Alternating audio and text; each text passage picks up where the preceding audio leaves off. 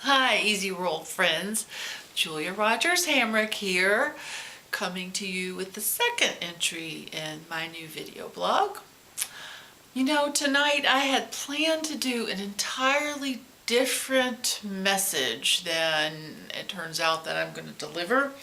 Um, in fact, I had something really kind of fun and light planned, and then tonight I got a piece of information that just made me go, ugh, in the solar plexus, that knot in the stomach, just something that brought up all my stuff, as they say. And so I thought about not blogging because what I really wanted to do was just go lie down, curl up, and have a good cry. And I'm still going to do that. But it occurred to me that I'm not going to just blog when I feel at the top of my game, because part of the reason I wanted to do this was so that I'd stop being such a perfectionist about things, because that wasn't getting me very far. So anyway, I thought, well, this is kind of a teachable moment, because I know a lot of people don't understand the power of emotional expressiveness, the power of having a good cry. And I just want to share with you that vocal expressiveness, that's a powerful tool also. You can read about in Recreating Eden. I have a whole chapter on your qualities of origin, which are the power tools you were born with to keep energy moving through.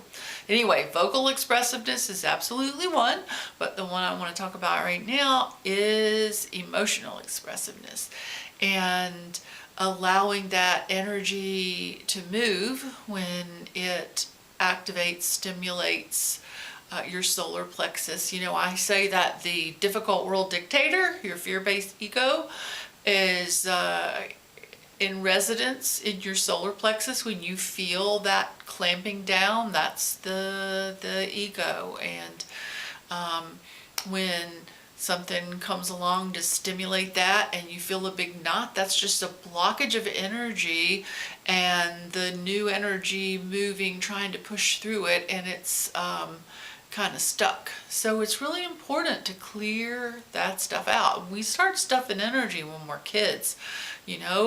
Something happens and it makes us afraid, or it just doesn't feel good. It feels bad. So we clamp down on it, we stuff it, or we're told, don't cry. Big girls don't cry, boys don't cry. That's a Western civilization thing that has been very disempowering.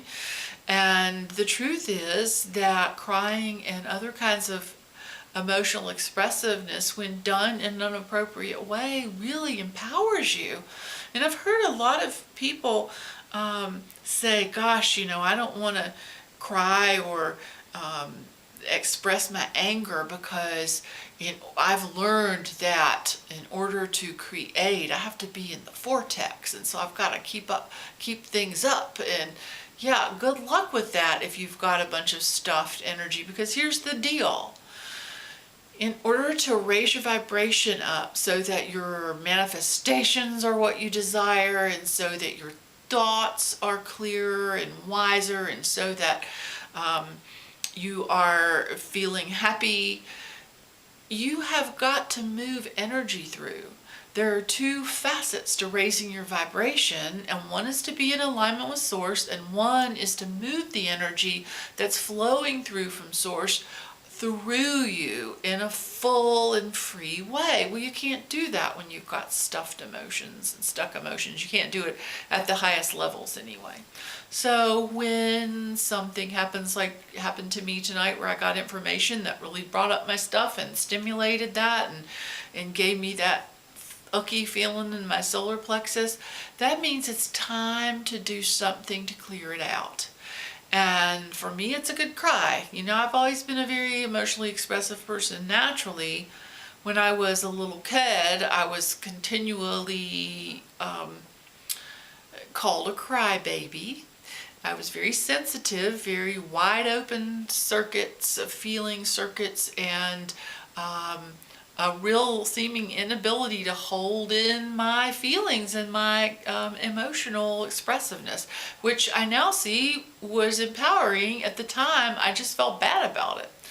Anyway, so the next time you feel that feeling of stimulation in your solar plexus, and you know that it's causing you to feel bad, it might be time to deliberately go apart and express your emotions. Because you want to do it in private, and you want to do it on purpose, and you want to do it in a contained way that feels safe, and you don't want to do it in reaction to someone. You don't want to like go off on your kid or your spouse or a stranger, heaven forbid, because you stuffed it and didn't take care of it. We're all responsible for managing our emotions, and learning how to do it in a deliberate way is extremely empowering.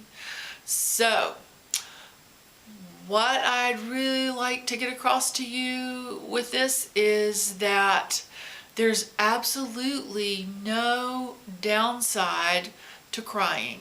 There's no somehow creating something negative and bad if you're in that state where you're feeling your feelings.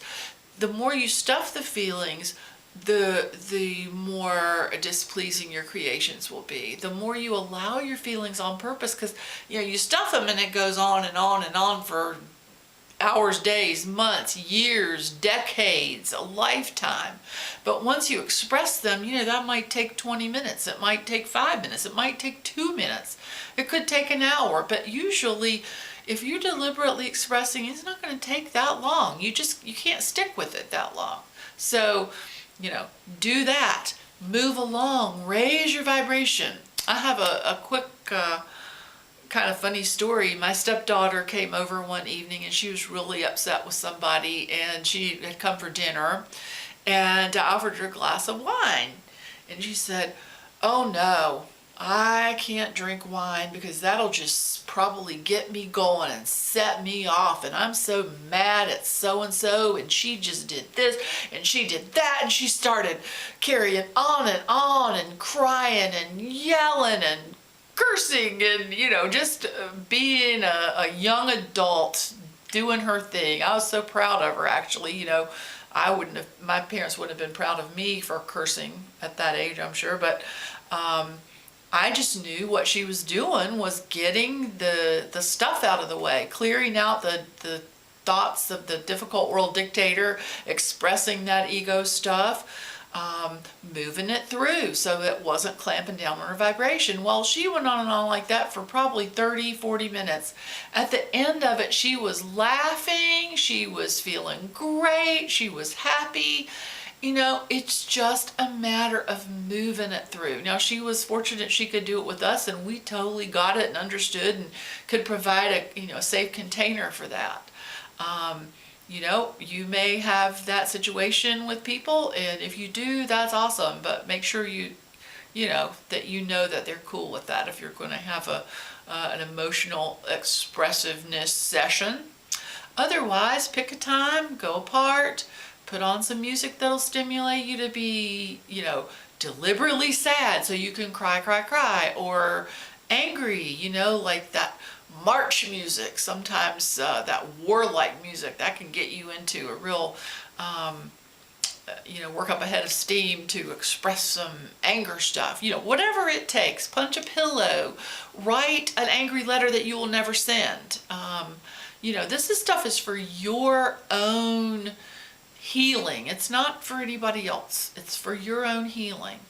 So do that when you feel that your vibration is not as high as it needs to be, and watch it rise. It's quite amazing. So I'm now going to go and have my good cry, and I will see you again soon, and love to all.